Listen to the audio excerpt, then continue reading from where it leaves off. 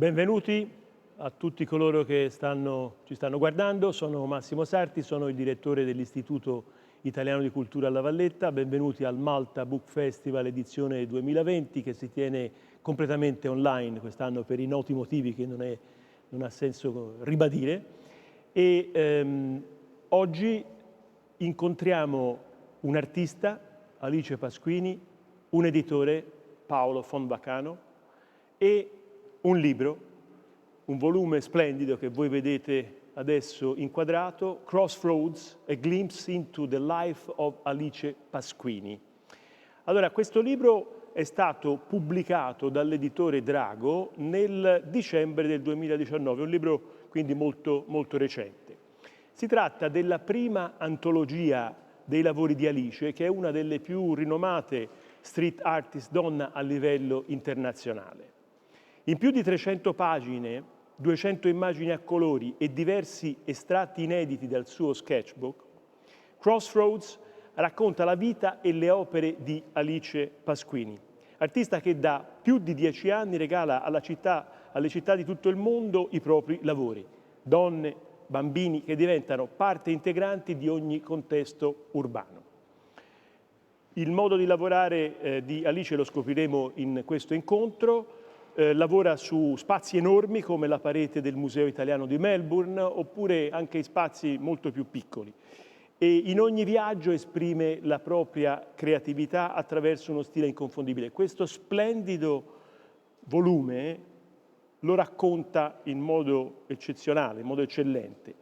E per parlare di questo bellissimo libro, intendo dire bellissimo per gli occhi, non solo per il lavoro di Alice, ma per come è stato fotografato, per il progetto editoriale nella sua interezza, abbiamo con noi l'editore di Drago, Paolo Fonvacano, e l'artista Alice Pasquini. E io direi quindi di iniziare subito questo incontro vorrei farvi subito una domanda a entrambi molto semplice: come è nato questo progetto?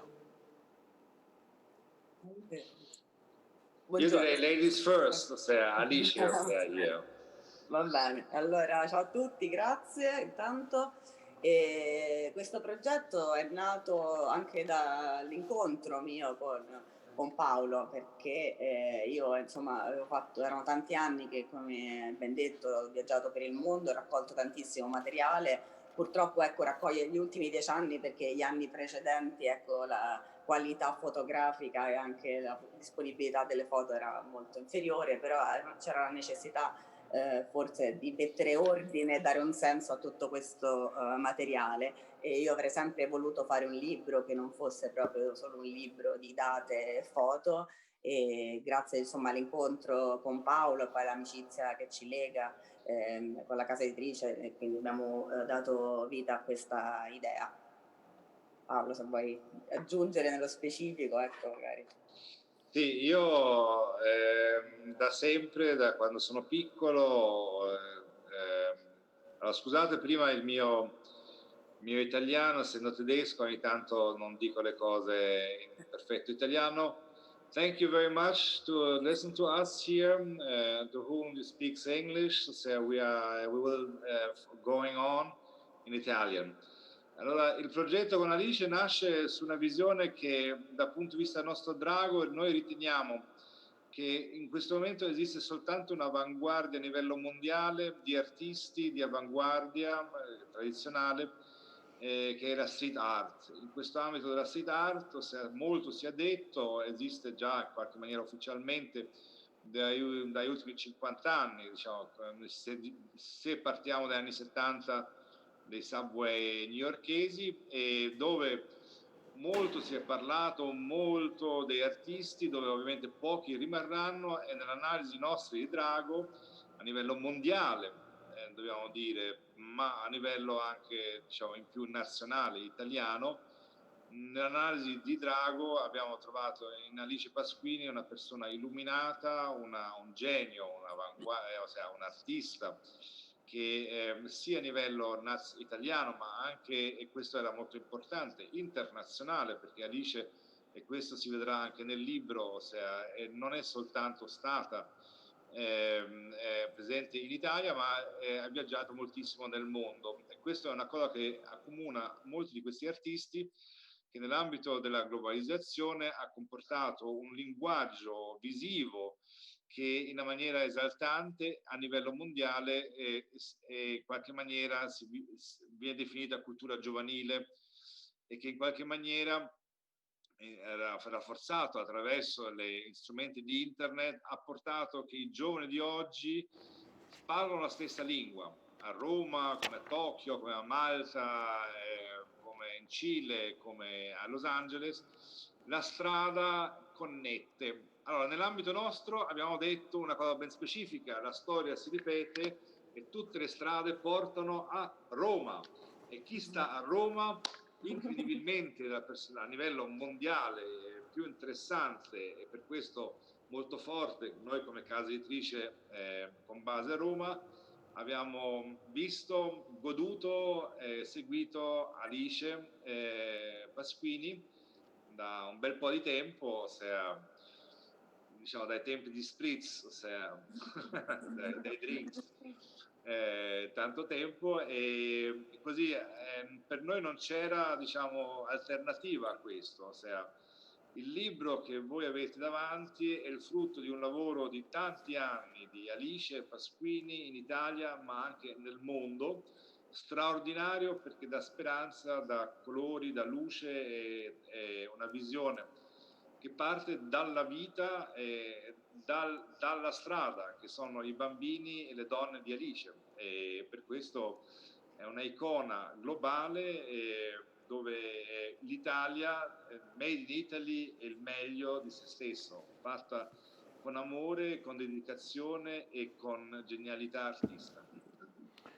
Beh, allora, io mi ero fatto una scaletta di domande, ma vorrei, come dire, lavorare un po' più sull'improvvisazione, anche sulla base di quello che avete detto. Peraltro Paolo ha toccato diversi temi che secondo me conviene veramente approfondire.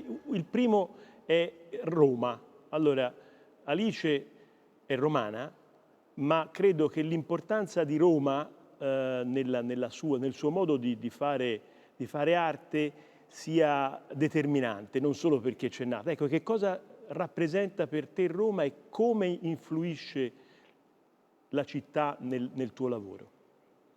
Chiaramente il mio lavoro è nato a Roma, quindi dove io ho fatto tutto quel percorso giusto, liceo artistico, all'Accademia, e poi parallelamente coltivavo questa passione, cioè dipingere sui muri alla ricerca di un'arte che fosse in contatto con le persone.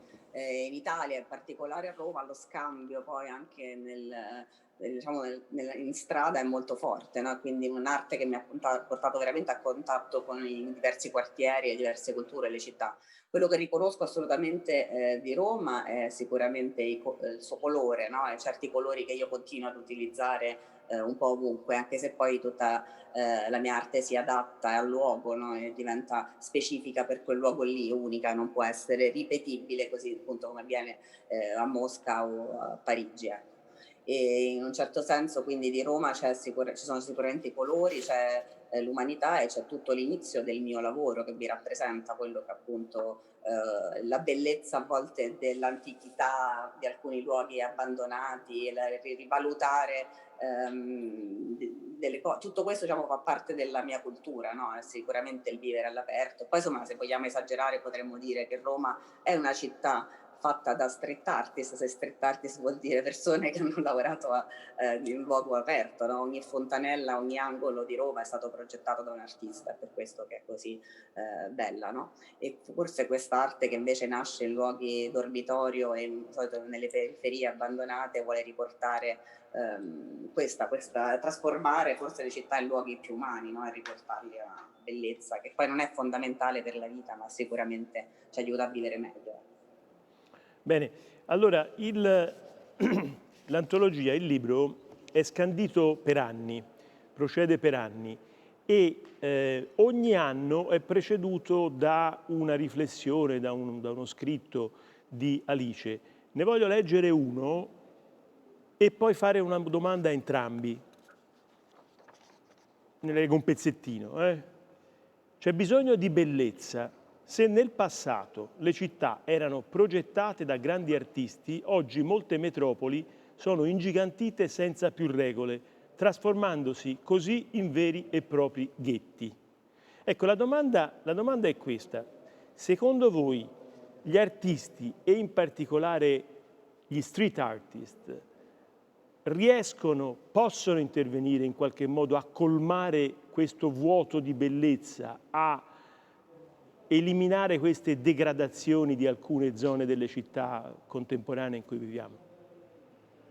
Ma non si può affidare alla street art solamente diciamo, il compito di riqualificare dei quartieri, come sta avvenendo da quando quest'arte è stata istituzionalizzata, no? Quindi sì, la bellezza aiuta, e in tutti i quartieri dove io dirigo, anche direttamente un quartiere di Casalbertone a Roma, è comunque un quartiere popolare, in qualche modo in via di sviluppo, però comunque è sempre un quartiere molto vissuto, si sente la necessità dell'arte. Però è chiaro che i problemi poi sono altri nei quartieri, no? Sicuramente questo libro voleva raccontare il retroscena della street art, non voleva essere solo un libro, diciamo, da tavolo con delle belle foto, ma voleva raccontare quello che c'è dietro la motivazione di dipingere sul muro, perché le strade, perché scegliere di fare l'arte in pubblico. Quindi, insomma, per me sì, l'arte è fondamentale, e credo anche per Paolo, insomma, visto che ha dedicato la sua vita anche a promuovere questo tipo di arte. Che dici?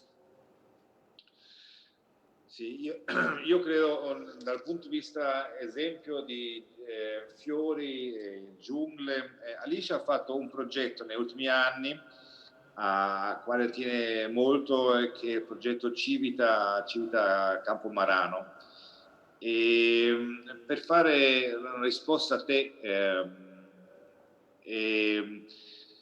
Alicia era un villaggio, una cittadina c'era là, dove c'erano pochi vecchi, che stava decadendo e stava andando giù, e l'impegno di Alicia ha portato, attraverso un impegno suo personale con i suoi amici, in una maniera tale a imbellire questo posto che stava decadendo, diventando grigio, scuro, vecchio, triste, così. Ha cambiato la sorte di questo paese. Adesso sono andati a vivere gente più giovane, si è creato tutto un indotto, culturale in primis, ma possiamo anche dire economico. Assolutamente sì, la street art trasforma il ghetto in una giungla di fiori. Questa cosa ovviamente non può essere messa su tutto le spalle degli artisti street art nell'ambito della declinazione, però è vero che dal punto di vista di operazione gentrificazione, detta in una maniera sbagliata, gli artisti subentrano in un vuoto di potere culturale e di pianificazione, perché tutti questi artisti, per questo io li chiamavo avanguardia, hanno varie cose in comune, al di fuori del lavoro artistico, ma loro sono tutti impegnati in prima linea, anzi io direi in una maniera fondamentale, nel collaborare, supportare e aiutare la società civile. Nel senso, penso che molti di questi artisti, non tutti magari, però per loro è fondamentale il rapporto sul territorio e di non fare soltanto un'opera sul muro, ma in qualche maniera dove la società civile viene coinvolta, spesso le scuole, i bambini, tutte una frontiera della società civile che negli ultimi 20 anni, ma anche di più, non è stata mai ascoltata, non mai aiutata. Per questo il loro lavoro diciamo, in una maniera opportunistica, positiva, loro stanno usando l'energia negativa contro di loro, per loro. Loro stanno cercando in una maniera positiva di usare l'energia negativa che è in questi ghetto, c'è per l'abbandono dello Stato, uno Stato che non sa pianificare, uno Stato che ha demolito la società civile in tutti i campi, così la periferia.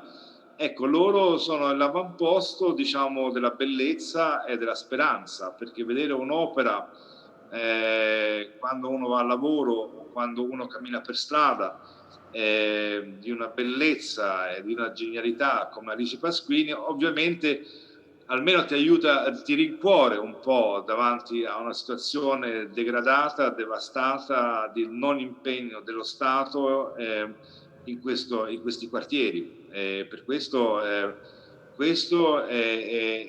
perché io li definisco avanguardia, perché loro sono in qualche maniera lo specchio della speranza e dell'opportunità che tutti noi esseri umani pensiamo che dà la speranza, ossia l'opera d'arte come via di uscita di una depressione continua dove, ossia, per esempio nello Stato italiano da 10 anni si dice vediamo la luce al tunnel, ma da 10 anni in primis, diciamo, perché il contemporaneo non succede questo. Ogni anno l'Italia decade pezzo a pezzo, in speciale nella cultura. Loro sono un gruppo di persone che cercano di entrare in un vuoto di potere dove fanno capire il disagio della società civile contemporanea. Bene, io direi che se siete d'accordo sarebbe bello se potessimo vedere delle immagini del libro, quindi se potete condividere con noi lo schermo e mentre magari scorrono le immagini, un'altra domanda che vorrei fare ad Alice, sempre in un suo scritto, mi definisco come artista. Se pensa a un'altra definizione potrei dire artista contestuale. Ecco, potresti spiegarci bene cosa intendi? Contestuale vuol dire un'arte che nasce per quel luogo specifico, in un contesto specifico, che prende spunto, come vediamo dalle immagini, dai colori del luogo dove si trova, dal contesto in cui si trova, proprio per ricordarci che comunque un muro è diverso da una tela, quindi io dipingendo in uno spazio pubblico mi sento in qualche modo la responsabilità, no, anche di quello che sto rappresentando e come. Cerco di farlo nel miglior modo possibile, inserendomi soprattutto di quelle che possono essere, come diceva Paolo, poi le pieghe della società, no? Quindi a volte preferisco appunto intervenire su una porta arrugginita, su un muro con le scritte, piuttosto che su una superficie bianca.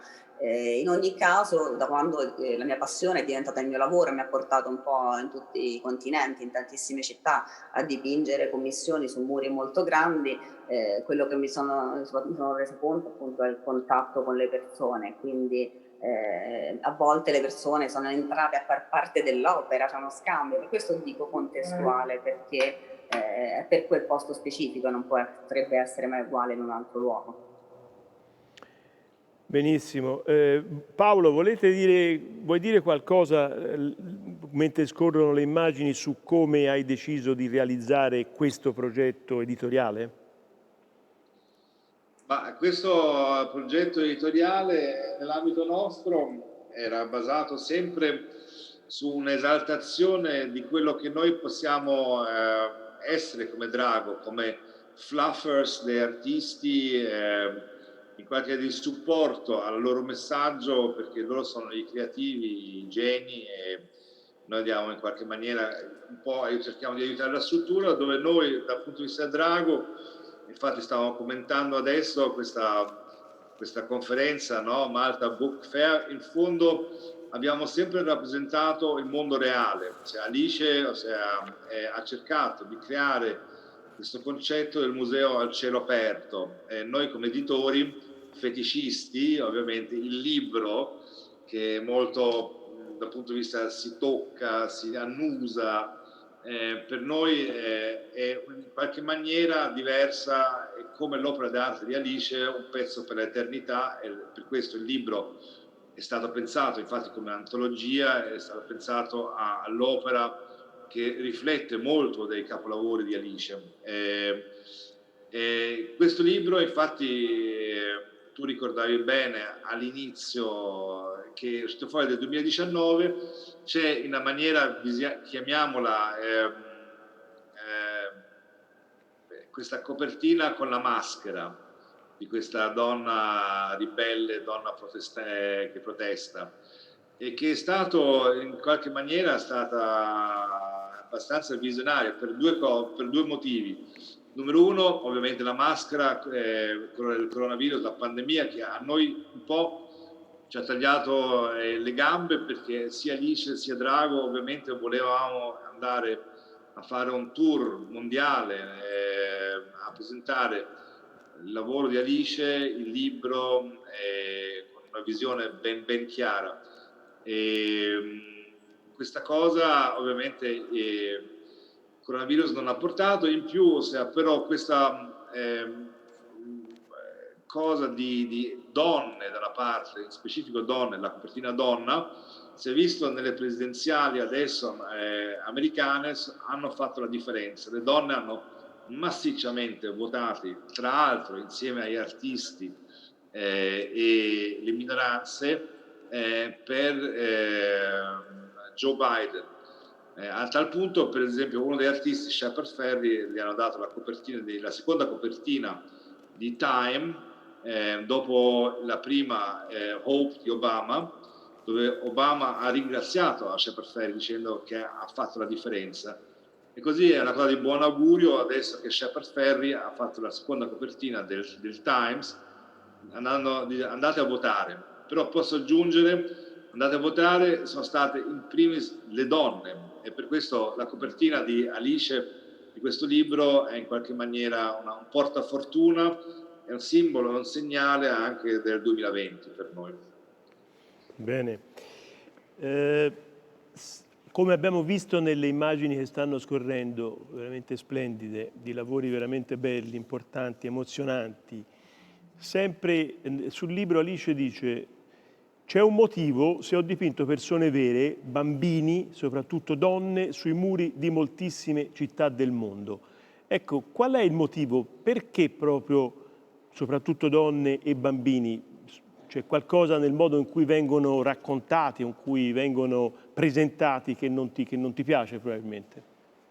Ma io non è stata una scelta quella di dipingere donne, mi sono ritrovata a dipingere donne perché da un punto di vista di un artista e di una donna parlo di sentimenti che conosco. Pensandoci, in fondo le donne sono sempre state rappresentate dai pittori uomini e c'era ancora poca narrazione da un punto di vista femminile. La mia motivazione nel dipingere quelle persone era raffigurarle appunto in una maniera reale, in una forma che rappresentassero un sentimento nel quale le persone, i passanti, i cittadini si potessero identificare, no?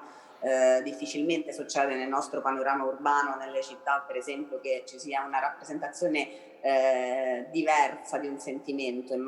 Parlo soprattutto dell'immagine della donna che attraverso le pubblicità per esempio è sempre rappresentata in un certo modo. E invece nei miei muri io parlo di persone vere, di momenti che non sono né felicità né disperazione, ma sono momenti di mezzo, sono sentimenti di cui appunto non riusciamo a parlare, ma che si possono solo sentire. Ed è questo forse che mi ha portato poi in contatto con tante persone, perché tante sono le mail che ricevo di persone che si identificano in quel sentimento, dal momento che io non sono una ritrattista, quindi non potrebbero effettivamente rivedersi in una fisionomia, ma veramente si identificano un sentimento al punto che mi scrivono: sono io quella sul muro, hai rappresentato me.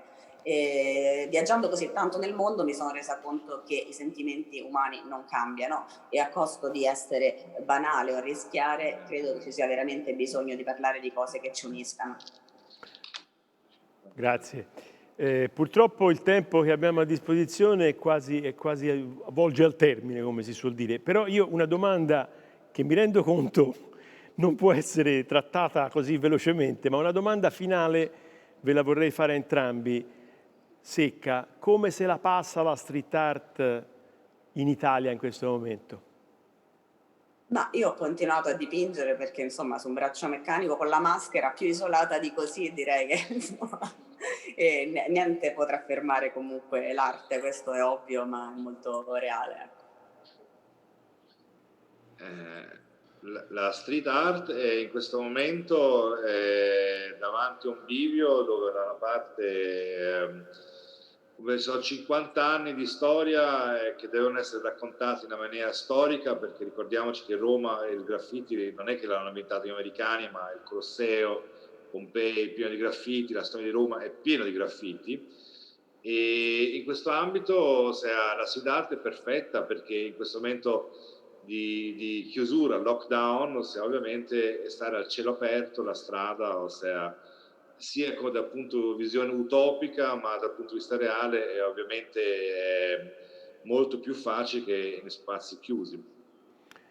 Bene, allora siamo veramente alla conclusione. Ringrazio Alice Pasquini, ringrazio Paola von Vacano per essere stati con noi quest'oggi a presentare questo splendido libro che veramente vi consiglio di acquistare e di vedere per scoprire l'arte di Alice Pasquini, che spero veramente il prossimo anno, quando ci saranno le occasioni giuste, le possibilità giuste, di vederla lavorare anche per le strade di Malta. Grazie. Speriamo presto, ciao.